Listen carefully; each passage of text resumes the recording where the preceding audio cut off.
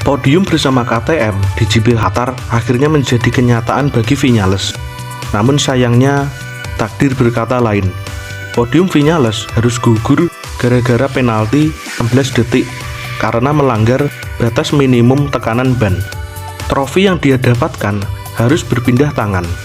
Viñales turun posisi dari posisi 2. Semuanya heran dan kebingungan. Bahkan sebelum penalti tersebut diketahui, Viñales merasa senang. Lalu setelahnya, saat Maverick Viñales ditanya apakah dirinya mengetahui peringatan tersebut, Viñales menjawab tidak melihatnya.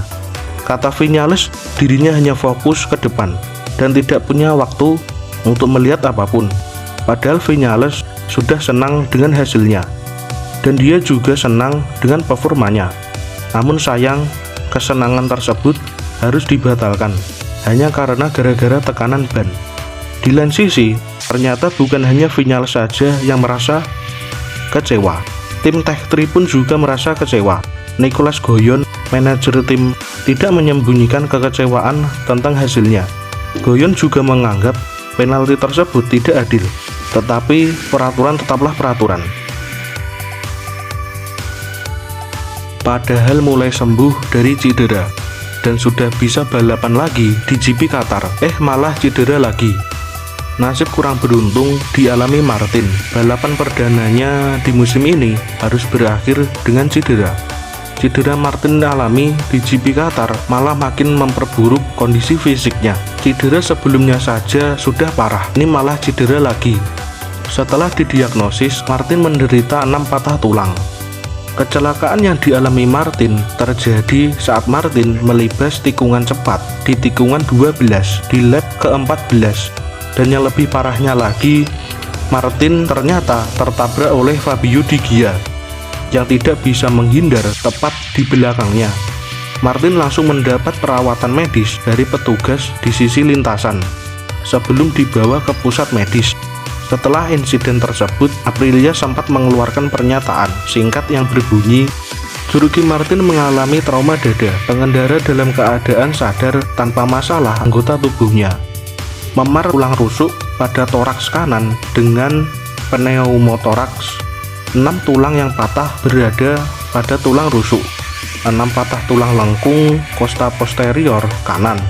Pada hari Senin keesokan harinya, Aprilia memberikan informasi mengenai kondisi Martin. Ternyata Martin bukan hanya sekedar mengalami 6 patah tulang rusuk, tetapi melainkan 11 patah tulang rusuk. Membayangkannya saja sudah bikin merinding. 8 lengkung tulang rusuk kanan dan 3 tulang rusuk lateral dari 7 hingga 9. Dokter juga mengungkapkan Martin beresiko untuk absen selama 3 bulan. Pada GP Spanyol 2025 ini, MotoGP memperkenalkan format baru. Format baru tersebut berupa Rider of the Day, dan yang memilih adalah para penggemar. Jadi para penggemar dapat memilih pembalap terbaik mereka di setiap balapan pada hari Minggu.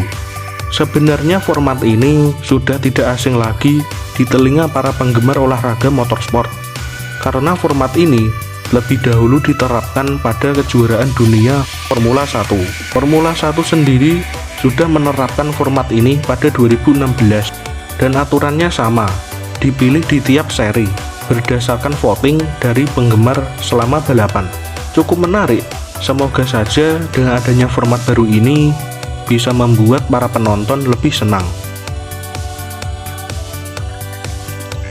Pedro Acosta juga memberikan komentar soal penalti yang didapat Viñales di GP Qatar.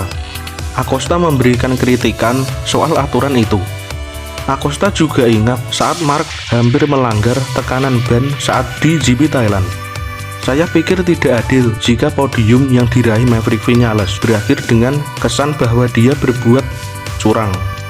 Kata Acosta bilang aturan ini agak rumit.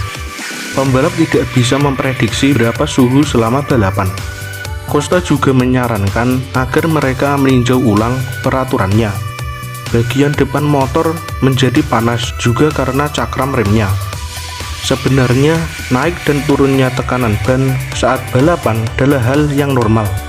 Akan tetapi gara-gara peraturan yang dibuat Michelin, semua itu menjadi sangat rumit. Untungnya di 2027 pemasok bannya ganti ke Pirelli. Udah rumit, balapan saat ini rusak karena aero. Nah ini ditambah adanya aturan tekanan ban, makin merusak ritme balapan MotoGP. Michelin memang babuk parah. Sekian dulu dari saya, terima kasih.